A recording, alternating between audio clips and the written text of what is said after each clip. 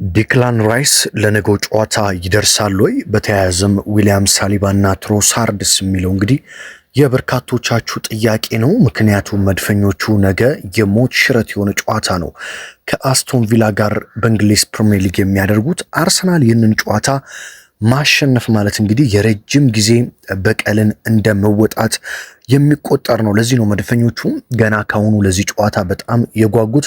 አሰልጣኝ ሚኬል አርቴታም ስለ ነገው ጨዋታ በርካታ ሀሳቦችን አንስተዋል። በተለይም ስለ ራይስ፣ ስለ ዊሊያም ሳሊባና እንደዚሁም ደግሞ ስለ ትሮሳርድም ተናግረዋል። በዛሬው ጥንክራችን ስለ እነዚህ ተጫዋቾችና ስለ ነገው ጨዋታ ወሳኝ ነጥቦችን እናነሳለን።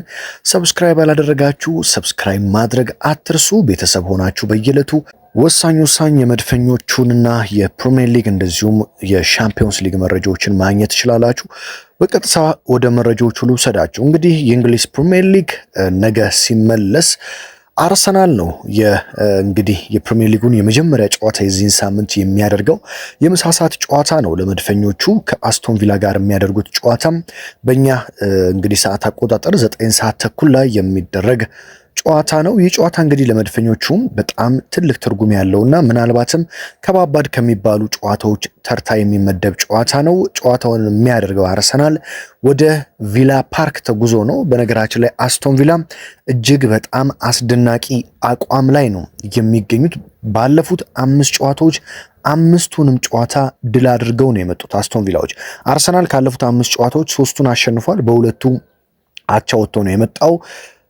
አስቶን ቪላ በአንጻሩ ደግሞ ያለፉትን 5 ጨዋታዎች ድል አድርገው ነው የመጣው። ስለዚህ ሁለቱም በጣም ምርጥ አቋም ላይ የሚገኙበት ጨዋታ ስለሆነ አርሰናል ይህንን ጨዋታ ድል ለማድረግ ከፍተኛ የሆነ ትንቅንቅ ይጠብቀዋል ተብሎ በቪላ ፓርክ ይጠበቃል። ምክንያቱም ደግሞ እንደምታውቁት በተለይ የአስቶን ቪላው አሰልጣኝ ኡናይ ኤምሬ ከነገው ጨዋታ በፊትም መግለጫቸውን ሲሰጡ አንድ ነገር ነው የተናገሩት። የአርሰናል ደጋፊዎች አሰልጣኝ ሚኬል አርቴታን በታገሱበት መጠን እኔ ለምን እንዳልታገሱኝ ሳስብ እጅግ ያናደኛል። ከአርሰናል ቤት ምንም ጊዜ ሳይሰጠኝ ወዲያውኑ ነው የተባረርኩት። በዚህም ሁልጊዜ ስለ አርሰናል ሳስብ እናደዳለሁ። ለአርቴታ እንደሰጡት ያህል ጊዜም ለእኔ ቢሰጡ ይኖሮ ለአርሰናል ብዙ ዋንጫዎችን የማምጣት አቅም ነበረኝ ሲሉ እንግዲህ ከነገው ጨዋታ በፊት በጋዜጣዊ መግለጫቸው ስለ አርሰናል ሲያስቡ ሁልጊዜ እንደሚበሳጩና አርሰናልን ለማሸነፍ ሁልጊዜ እንደሚፈልጉ ነው የተናገሩት። ይህ ታዲያ አሰልጣኝ ኡናይ ኤምሬ ባለፉት ዓመታት ከየትኛውም ቡድን በላይ አርሰናልን ሲገጥሙ ምን ያህል ጠንካራ ሆነው እንደሚመጡ ይታወቃል። አርሰናልን ለማሸነፍ የማይፈነቅሉት ድንጋይ እንደሌለም ይታወቃል። በተለይ ካቻምና አርሰናል በማንቸስተር ሲቲ በ1 ነጥብ ተበልጦ ዋንጫውን ሲነጠቅ ብቸኛዋ በተለይ ከሲዝኑ ግማሽ አርሰናል ዱባይ ደርሰው ትሬኒንግ አድርገው ከተመለሱ በኋላ በሁለተኛው ሲዝን ብቸኛዋ ሽንፈት የአስቶን ቪላዋ ሽንፈት ምን ያህል ዋንጫውን አርሰናል እንዲያጣ እንዳደረገው የምናስታውሰው ነው። ይህንን በቀል ታዲያ መድፈኞቹ መበቀል ይፈልጋሉ። በእርግጥ አርሰናል አስቶን ቪላን አሸንፎታል ባለፈው ዓመት። ነገር ግን ከዛ በላይ ደግሞ ዘንድሮ የዋንጫ ጉዞ ላይ አንደኛ ነው አርሰናል። ስለዚህ መድፈኞቹ ይህንን ጨዋታ በሚገባ ድል አድርገው የነጥብ ልዩነታቸውን ማስፋት ይፈልጋሉ። ባለፈው ዓመት እንደምታውቁት አርሰናል አስቶን ቪላን ሜዳው ድረስ ሄዶ 2-0 አሸንፎ እንደመጣ እናስታውሳለን በቶማስ ፓርቴና በትሮሳርድ ግብ። ነገር ግን ደግሞ በኤምሬትስ በተደረገው ጨዋታ ደግሞ አቻ ነበር አርሰናል የተለያየው። ማርቲኔሊና ሃቨርት ለአርሰናል ሲያስቆጥሩም ቴልማንስና ዋትኪንስ ደግሞ ለቪላ አስቆጥረው 2 አቻ በመውጣት አምናም 2 ነጥቦችን አርሰናል እንዲያጣ ማድረጋቸው ይታወሳል። ስለዚህ መድፈኞቹ አሁን ነገ ቀድመው የሚያሸንፉ ከሆነ የነጥብ ልዩነታቸውን ከሲቲ ወደ 8 አስፍተው ለሲቲ ሌላ የቤት ስራ ሰጥተው መውጣት ይችላሉ ማለት ነው። ማንቸስተር ሲቲ ደግሞ ከሰንደርላንድ ጋር ከአርሰናል ጨዋታ በኋላ ምሽት 12 ሰዓት ስለሆነ ጨዋታውን የሚያደርገው ከበድ ያለ ጨዋታ ስለሚሆን ይህም እንግዲህ ለመድፈኞቹ በጣም ሲቲና ሌሎች ቡድኖች ላይ ጫና ለማሳደር ይህንን ጨዋታ ማሸነፍ በከፍተኛ ሁኔታ የሚጠብቁት ጨዋታ ይሆናል ተብሎ ይጠበቃል። እንግዲህ በመድፈኞቹ በኩል እንደምታውቁት ባለፈው ብሬንፎርድን እንግዲህ ሮም ምሽት 2-0 ድል ሲያደርጉ እንደ ዲክላን ራይስ ያሉ ተጫዋቾች እንደ ክሪስቲያን ሞስኬራ ያሉ ተጫዋቾች ተጎድተው እንደወጡም ይታወሳል። መድፈኞቹ እንግዲህ ዘንድሮ በጣም በጉዳት እየታመሱ ነው የሚገኙት። ምንም እንኳን ስኳዳቸው ሰፊ ቢሆንም በተለይ ደግሞ አጥቂዎች ተመለሱ ሲባል አሁን ደግሞ የተከላካይ ስፍራ ተጫዋቾች ምን ያህል እየተጎዱ እንደሆነ ተመልክተናል። ጋብሪኤል ማጋሌሽ ለረጅም ጊዜ ጉዳት ላይ ነው። እንደዚሁም ዊሊያም ሳሊባም በብሬንፎርዱ እንደዚሁም ደግሞ በቼልሲው ጨዋታ እንዳልተሰለፈም እናውቃለን በጉዳት ምክንያት። አርሰናል ብሬንፎርድን ሲያሸንፍ ደግሞ ክርስቲያን ሞስኬራ የጉልበት ጉዳት አስተናግዶ እንደወጣ ይታወቃል።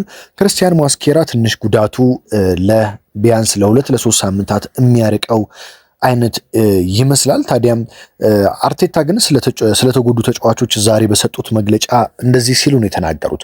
መጀመሪያ ስለ ክርስቲያን ሞስኬራ ነው የተናገሩት። ስለ ሞስኬራ ሲናገሩ ክርስቲያን ሞስኬራ ዘሎ በሚወርድበት ሰዓት ወደታች ጉልበቱና ቁርጭምጭሚቱ አካባቢ ነበር ህመም የተሰማው። ጉዳቱ የቁርጭምጭሚት ጉዳት እንደሆነ አረጋግጠናል። ነገር ግን ለቪላው ጨዋታ ይድረስ አይደርስ የሚለውን ከጨዋታው በፊት እንገመግመዋለን፣ ሊደርስ ይችላል ሲሉ እንግዲህ ፍንጭ ሰጥተዋል። ክርስቲያን ሞስኬራ ለቪላው ጨዋታ ከደረሰ እንግዲህ ለአርቴታ በርካታ አማራጭ ስለሚሰጣቸው ጥሩ ነው። ነገር ግን የመድረስ እድሉ ጠባብ እንደሆነ ነው አርቴታ የተናገሩት። ስለ ዲክላን ራይስ የተጠየቁት አርቴታ ደግሞ እንደምታውቁት ዲክላን ራይስ ከብሬንፎርዱ ጨዋታ በፊት ስካይ ስፖርቶች ሲጠይቁት ምንም ጉዳት አልገጠመኝም፣ ዝም ብሎ የህመም ስሜት ብቻ ነው፣ ለአስቶን ቪላው ጨዋታ እደርሳለሁ፣ እጫወታለሁ ሲል መግለጫ ሰጥቷቸው ነበር ለስካይ ስፖርት ጋዜጠኞች። እነሱም በዘገባቸው ዲክላን ራይስ ለአስቶን ቪላው ጨዋታ ዝግጁ እንደሆነ ነግሮናል፣ ስለዚህ ምንም የሚያሳስብ ጉዳት የለበትም ሲሉ ለመድፉ ደጋፊዎች መልእክት አስተላልፈው ነበረ። ታዲያ አሰልጣኝ ሚኬል አርቴታ ዛሬ መግለጫው ላይ ምን አሉ?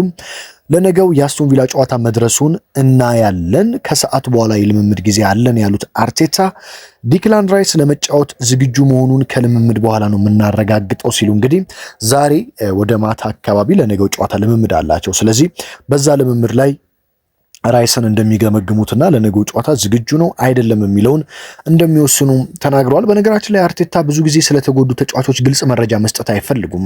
ምክንያቱም የተጋጣሚ ቡድኖች ማን እንደሚሰለፍ ካወቁ ስትራቴጂያቸውን ቀይረው ስለሚመጡ አርቴታ ብዙ ጊዜ ስለተጎዱ ተጫዋቾች ሲጠየቁ ይሰለፋል ብለው አይናገሩም። የሚናገሩት እስኪ ከልምምድ በኋላ እንመለከታለን፣ ማታ ልምምድ አለን፣ ጠዋት ልምምድ አለን፣ እዛ ላይ ተመልክተን እንወስናለን፣ ጥቂት ቀን ብቻ ነው የሚል አይነት መልሶችን ነው የሚሰጡት። ምክንያቱም ደግሞ የተጋጣሚ ቡድን አሰልጣኝ መሆኑ ሌሎች እንግዲህ ይህንን መረጃ አይተው ስትራቴጂ ወይም ታክቲካቸውን በአርቴታ አሰላለፍ ላይ እንዳይመሰርቱ ማን እንደሚጫወትና እንደማይጫወት አርቴታ መናገር አይፈልጉም። ብዙ ጊዜ በተለይም ስለተጎዱ ተጫዋቾች ማለት ነው። ስለ ዊሊያም ሳሊባ ሲናገሩ ደግሞ ዊሊያም ሳሊባ አሁንም ወደ ሜዳ ለመመለስ የተወሰኑ ቀናት ያስፈልጉታል ሲሉ እንግዲህ አሰልጣኝ ሚኬል አርቴታ ተናግረዋል። ዊሊያም ሳሊባና ሊያንድሮ ትሮሳርድ ወደ ሜዳ መመለሳቸው የቀናት ጉዳይ ነው። ነገር ግን በነገው ጨዋታ ይኖራሉ አይኖሩም የሚለውን አልወሰንም። ስለዚህ ሳሊባና ትሮሳርድ ላይኖሩ ይችላሉ፣ ነገር ግን ውሳኔ አልሰጠንበትም ሲሉ እንግዲህ ፍንጭ ሰጥተዋል። ስለዚህ እንዳልኳችሁ ነው አሰልጣኝ ሚኬል አርቴታ ማን መሰለፍ እንዳለበትና ማንን እንደሚያሰልፉ መናገር አይፈልጉም። ያንንም የሚያደርጉበት ዋነኛ ምክንያት የተጋጣሚ ቡድኖች የአርቴታን መግለጫ ስለሚመለከቱ አሰላለፋቸውን በሳቸው መግለጫ ላይ ተንተርሰው እንዳይመጡ በማሰብ ዝም ብለው ፍንጭ ይሰጣሉ እንጂ ወይም ደግሞ መላምት ይሰጣሉ እንጂ እርግጠኛ ሆነው አይናገሩም ማለት ነው። ነገር ግን እንደ በርካታ ታማኝ የእንግሊዝ ሚዲያዎች አርሰናልን የሚመለከቱ ዘጋቢዎች እንደሚናገሩት ከሆነ ዴክላን ራይስ ለነገው ጨዋታ ሙሉ በሙሉ ዝግጁ እንደሆነና የነገውን ጨዋታ እንደሚሳተፍ ነው እየተናገሩ የሚገኙት። በሌላ በኩል ዊሊያም ሳሊባና ሊያንድሮ ትሮሳርድም አንዳንድ ሚዲያዎች ለነገው ጨዋታ ዝግጁ ናቸው፣ አርቴታ መናገር አልፈለጉም እንጂ እያሉ ሲገልጹ፣ አንዳንዶች ደግሞ የለም ሊያንድሮ ትሮሳርድ እና ዊሊያም ሳሊባ ከነገው ጨዋታም ውጪ ናቸው ሲሉ እንግዲህ መልእክቶችን በአሁኑ ሰዓት ዘገባዎችን እየሰሩ ነው የሚገኙት። በእርግጥ 8 ሰዓት አካባቢ የአርሰናል አሰላለፍ ስለሚወጣ እነማን ይሰለፋሉ እነማን አይሰለፉም የሚለውን በግልጽ ነገ የምናውቅ ይሆናል ማለት ነው። ነገር ግን እንደ መረጃ ምንጮቻችን ከሆነም ዲክላን ራይስ በነገው ጨዋታ የመሰለፍ እድል ይኖረዋል ማለት ነው። ይህንን ጨዋታ እንግዲህ መድፈኞቹ እንደምታውቁት ግዴታ ማሸነፍ አለባቸው። ምክንያቱም አሁንም ሌሎች ቡድኖች አርሰናል አይቆምም በሚል ተስፋ መቁረጥ ውስጥ እንዲገቡና ነጥቦችን እንዲጥሉ አርሰናል እያሸነፈ መቀጠል አለበት። ምክንያቱም የአርሰናል ነጥብ መጣልና መሸነፍ ለነዚህ ቡድኖች ከፍተኛ የሆነ በራስ መተማመን ስለሚሰጣቸው መድፈኞቹ እንደዚህ አይነት ከባባድ ጨዋታዎችን ድል ማድረግ በጣም ወሳኝ ነጥብ ይሆናል ማለት ነው። በተለይ ደግሞ ከበቀል ጋር ስናያይዘው አርሰናል በጣም መበቀል ከሚፈልጋቸው ቡድኖች ዋነኛው አስቶን ቪላ እንደሆነ እናውቃለን። አስቶን ቪላ እንደምታውቁት ባለፉት ዓመታት ፈተና ነው። አርሰናል ደግሞ ዘንድሮ ዌስትሃምን ተበቅሏል። እንደዚሁም ደግሞ ክሪስታል ፓላስን ተበቅሏል። ኒውካስትል ዩናይትድን ተበቅሏል። እነዚህ ባለፉት ዓመታት አርሰናልን ዋንጫ ሲያሳጡ የነበሩ ቡድኖችን አርሰናል በሚገባ ዘንድሮ ድል እያደረገ ጣፋጭ በቀል ማድረግ ችሏል።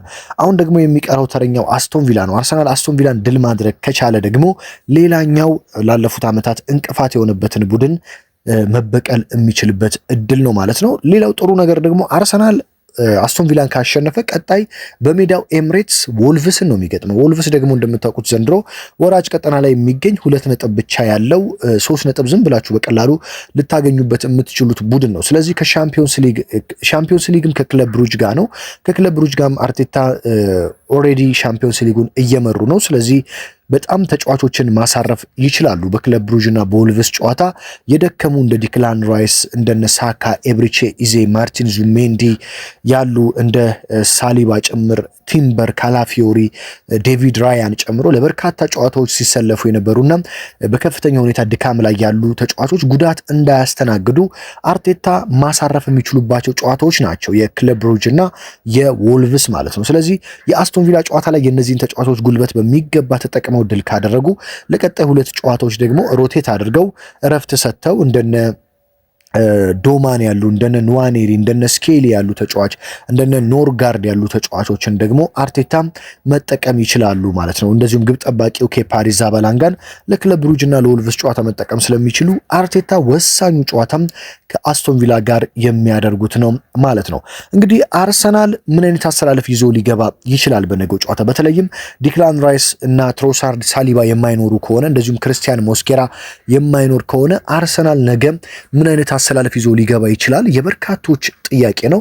መድፈኞች እንግዲህ በግብ ጠባቂነት ያው ዴቪድ ራያን ይጠቀማሉ ተብሎ ይጠበቃል።